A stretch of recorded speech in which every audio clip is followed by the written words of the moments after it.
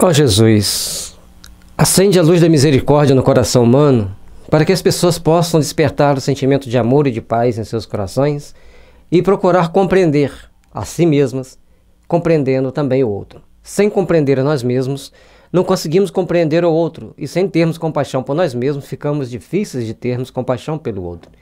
São situações que nos levam a fazer grandes reflexões para que a gente possa realmente crescer e buscar Deus em cada momento da nossa vida, em cada momento da nossa evolução, porque somos seres, filhos de Deus, que necessitamos de Deus, que precisamos aprender a nos valorizar mais para crescermos mais.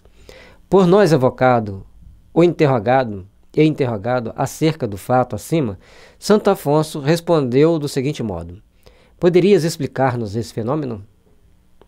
Então, Kardec faz uma evocação ao espírito de Santo Afonso e pede a ele para explicar o fenômeno. Lembrando que na codificação da doutrina espírita fazia-se evocações, porque era um momento que estava codificando a doutrina, e para muitos espíritos era um prazer em participar da codificação. Até porque você vai receber seus bônus horas, como nós dizemos aqui, ou seja, ao trazer um benefício para a humanidade, você ganharia simpatias e benefício também para você. Perfeitamente. Quando o homem, por suas virtudes, chegou a desmaterializar-se completamente, quando conseguiu elevar sua alma para Deus, pode aparecer em dois lugares ao mesmo tempo. A gente citou mais ou menos antes, então, um conjunto de qualidades, um conjunto de virtudes, que vai fazer com que você tenha essa possibilidade de estar em dois lugares ao mesmo tempo, com a permissão divina, com a permissão dos bons espíritos, com o amparo de alguém que te ama. Eis como o espírito encarnado, ao sentir que lhe vem o sono, pode pedir a Deus lhe seja permitido transportar-se a um lugar qualquer. Então todos nós, durante o sono, podemos pedir isso. Que Deus nos permita ir em determinados locais. Agora, cuidado com o local que você vai pedir, tá? Cuidado. Então, quando mais jovem, a gente estava na faixa dos 30 anos, eu e outros colegas estudando a doutrina espírita e ouvimos falar sobre desdobramento consciente, muitas das vezes, naquele papo jovial ali, começávamos a fazer conjecturas menos felizes do ponto de vista da espiritualidade superior. E se a gente pudesse fazer desdobramento para ver isso, para ver aquilo, mais tarde, estudando mais a doutrina espírita, a gente, opa, isso não pode. Aí aquele que já estudava as responsabilidades de um desdobramento, falava para o Tom, isso não pode por causa disso. Poxa, você vai estragar minha fantasia, aquele meu sonho? Eu falei, ainda bem que estou estragando sua fantasia e seu sonho. Porque senão você poderia ser estragado pela sua fantasia, pelo seu sonho. Então nós temos que ter muita responsabilidade quando a gente pede para ir para um local qualquer. Porque você vai. E tem consequências. Então se eu chego e falo assim, eu quero à noite lá em Porto Seguro tomar um banho de mar. Naquele local ali que você chega ali, sente aquele prazer, aquela alegria, tem uma energia diferente. Tudo bem. Agora se eu falo que quero ir para uma determinada festa, eu vou ter as consequências de ir para aquela festa. Ou seja, para onde você vai, tem as consequências benéficas ou maléficas, de acordo com o tipo de energias que estão ali envolvidos e como você vai se sentir e que tipo de sentimento está te levando a ter o pensamento de ir para aquele lugar. Portanto, isso é importante. Pode ir? Pode, mas tenha responsabilidade onde vocês querem ir. Seu espírito ou sua alma, como quiseres, abandonam então o corpo, acompanhado de uma parte do seu perispírito, uma parte do perispírito, a outra fica, e deixa a matéria imunda num estado próximo do da morte. Então, quando você sai para o desdobramento, aí fala matéria imunda, né? Meio pesado. O corpo material fica como se estivesse morto, você fica em sono, aquele sono profundo. As pessoas, quando vão fazer cirurgia, tomam anestesia geral, o espírito desloca. Alguns lembram perfeitamente de tudo que aconteceu, outros não. E aí já tem até livros que a pessoa fala de sensação de morte, ele relata tudo que ele viu, tudo que aconteceu, e leva então aquela equipe de pessoas, de profissionais que estavam ali trabalhando na cirurgia, a entenderem que existe uma contraparte espiritual, porque sem isso não se poderia descrever todas aquelas situações dentro de um estado onde a pessoa está totalmente anestesiada. Se corta, não sente dor, não percebe, a pessoa está totalmente vulnerável. Mas, mesmo assim, algumas têm todas as percepções do local e relatam fatos, relatam casos. E o voltar da anestesia geral também, a pessoa começa a ter, entre aspas, delírios. Lembrar de coisas traumáticas da infância, contar casos meio desconexos, lembrar de casos que o abalou profundamente. Então a pessoa fica vulnerável, ela começa a fazer relatos daquilo que ela incomoda a ela. Então, como incomoda ela faz aqueles relatos, cada um faz o seu, e cada profissional que está ali assistindo aquela pessoa também faz algumas perguntas de acordo com o seu senso de responsabilidade. Portanto, é de grande importância para nós termos o cuidado com o nosso espírito, com aquilo que a gente pensa, com aquilo que a gente sente, principalmente antes de dormir. Digo próximo da morte porque no corpo ficou um laço que liga o perispírito e a alma à matéria. Laço este que não pode ser definido. Não tem uma linguagem para definir naquele momento ali. Ele é muito elástico, tem muita plasticidade, se distende a enormes distâncias. Para determinadas pessoas podem ir a centenas e centenas de quilômetros, até milhares de quilômetros de distância, e depois ele volta e recolhe com muita velocidade. Tem alguns livros que falam que ele vai fazendo um rolinho e depois a pessoa vai acabando de acordar e ele vai sendo absorvido pela estrutura perispiritual. Então cada um com a sua imaginação, cada um com a sua percepção, faz o seu relato, traz a sua informação. E o que é importante para nós dentro dessas informações? Discernir qual que tem mais lógica e qual que não tem. O corpo aparece então no lugar desejado. Creio ser isto o que queres saber. Então, ele vai chegar naquele local do desejo dele e pode se fazer visível para algumas pessoas ou para todas as pessoas ali presentes. Ou às vezes nem precisa se fazer visível. Ele se interage com aquele grupo com as mais diferentes formas, com as mais diferentes possibilidades que existe de relação do corpo físico com o corpo espiritual. E então ele começa a se fortalecer, ele começa a estar bem, a estar melhor. E com isso, o local que está lá também, a quem ele vai ajudar, começa a se fortalecer, a estar bem, estar melhor. É uma troca de energia que ocorre nesse momento. E para fazer o mal isso é possível? Não vamos abordar esse assunto. Lembre-se que todo mal tem a sua contraparte de reparação. Isso nos dá a explicação da visibilidade e da tangibilidade do perispírito. Isso não nos dá a explicação da visibilidade e da tangibilidade do perispírito. Tem um nãozinho ali.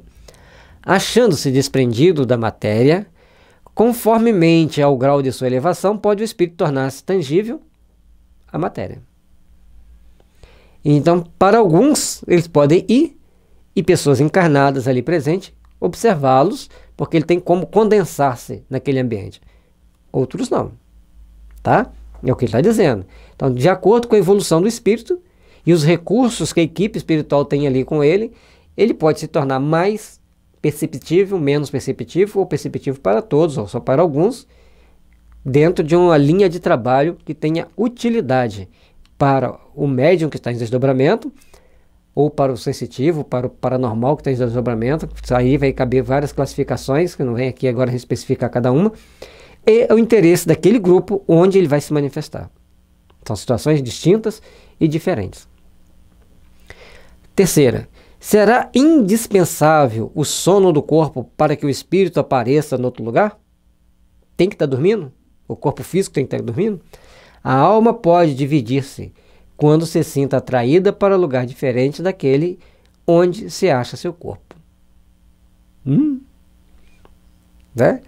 Mais uma informação nova para a gente. Então a alma pode estar um pedaço dela no seu corpo e outro pedaço ir até lá? Vamos continuar aqui o estudo. Pode acontecer que o corpo não se ache adormecido, se bem seja isto muito raro, conforme é o caso do Sai Baba. Mas, em todo caso, não se encontrará num estado perfeitamente normal. Será sempre um estado mais ou menos estático. Então a pessoa está falando, mas ele está em outros lugares. Ele está em outras situações, irradiando ali o seu pensamento aqui e lá, fazendo duas coisas diferentes ao mesmo tempo. Outra pessoa que fazia muito isso, e a gente tem vários relatos, não é uma pessoa que a gente conheceu, foi Eurípides Barçanufo. Então, Eurípides tem vários casos, várias histórias que mostra que ele saía de um determinado local. Teve um muito interessante que eu vi numa palestra. Ele sai, ele é chamado para ir fazer um parto bem distante. O parto estava muito complicado, para ele ir lá ajudar a pessoa, porque não tinha como ela ir até a cidade naquele estado que ela estava para fazer o parto. Lembre-se que nós estamos falando do início do século XX. Então lá para 1920, 1930, onde as coisas eram bem mais complicadas, ou melhor, vamos colocar antes de 1950, onde as coisas eram bem mais complicadas, poucas pessoas tinham carro, poucas prefeituras tinham ambulância, e a maioria dos trabalhos eram feitos a cavalo e por pessoas práticas, principalmente os trabalhos de tratamento da saúde. Então ele monta no cavalo e sai para ir até lá. E quando ele vai pensando ali pelo caminho, andando no cavalo, ele, em desdobramento que ele nem chega a perceber, ele vai lá, faz o parto da criança, ajuda a mulher a ter o filho, e quando ele chega, a criança já tinha nascido. E aí a parteira e a mulher que estava lá relatam que um senhor com a característica assim, assim, assim, veio aqui fazer o parto. E olham para ele e falam assim, mas era muito parecido contigo? Então, são situações que vão acontecendo, que vão trazendo para nós fatos, detalhes, que vão nos trazer oportunidades de nós fazermos a nossa reflexão. Ah, mas eu não acredito, isso foi na época muito distante, alguém pode ter contado a história. Isso é de fórum íntimo. Quando nós estamos estudando a doutrina espírita, citamos esses exemplos, como você já está estudando todos os meandros do espiritismo, você já tem um campo de entendimento propício a aceitar e entender essas histórias que a gente relata. O mais difícil, às vezes, é entender.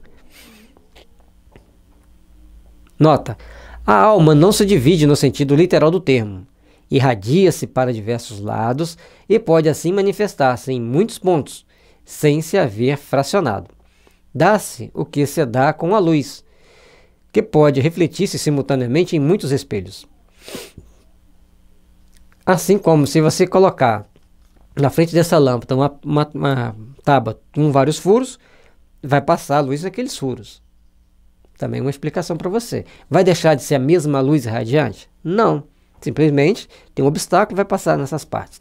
O nosso perispírito, por ser muito maleável, ter várias possibilidades, de acordo com as conquistas de amor e humildade, sinceridade, bondade que o espírito já conquistou, ele pode irradiar para um ou mais lugares, mantendo o corpo físico em perfeitas atividades, em perfeitas ações, mesmo mantendo uma certa estaticidade. Então ele fica ali meio estático, com a situação de êxtase daquele momento. Mas as pessoas vão perceber coisa diferente, mas ele vai estar passando na informação onde ele precisa de passar.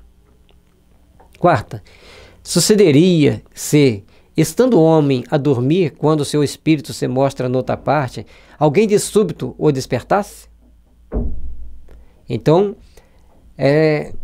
José está dormindo em casa, lá tranquilo, e foi aparecer para o irmão dele lá na cidade a 300 km de distância, vamos colocar assim, um exemplo. Então ele está lá conversando com o irmão dele e alguém chega e, José, acorda. Vamos ver o que ele diz.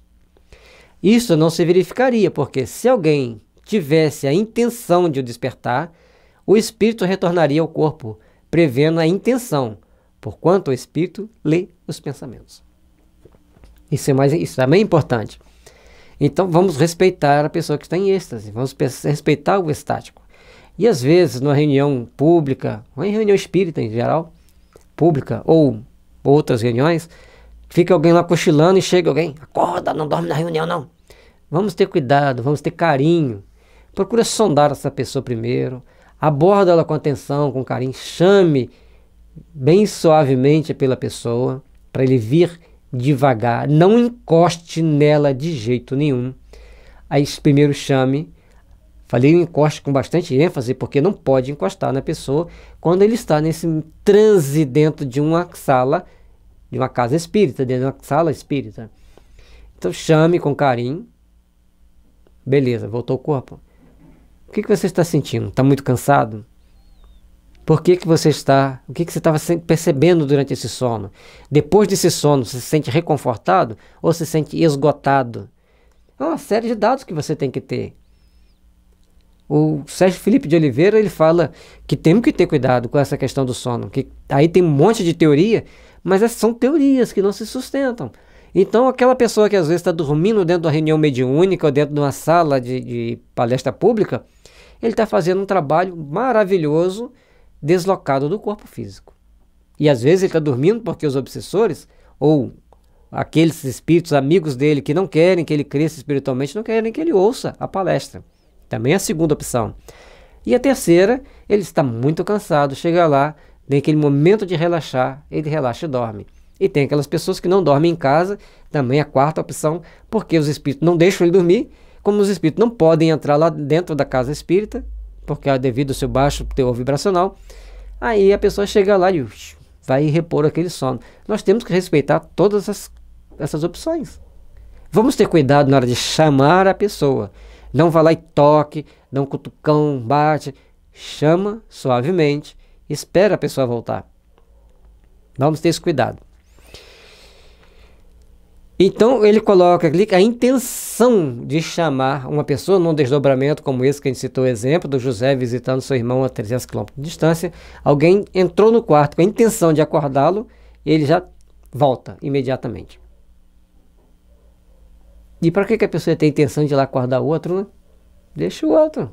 A fulano está ali pensando ali, mas ele está estático, então deixa eu dar um choque de realidade nele, fazer ele voltar rápido para cá. Não, vamos devagar, vamos ter prudência, cuidado, nada de dar susto em ninguém, nada de chamar com rispidez, prudenciar. Vamos continuar nosso estudo lá.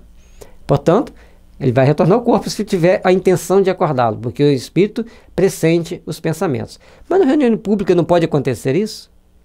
Na reunião pública, os espíritos supõem que as pessoas que estão ali são dotadas de bom senso, para não tomar atitude destrambelhada. Nota: explicação inteiramente idêntica nos deram muitas vezes espíritos de pessoas mortas ou vivas. Santo Afonso explica o fato da dupla presença, mas não a teoria da visibilidade e da tangibilidade.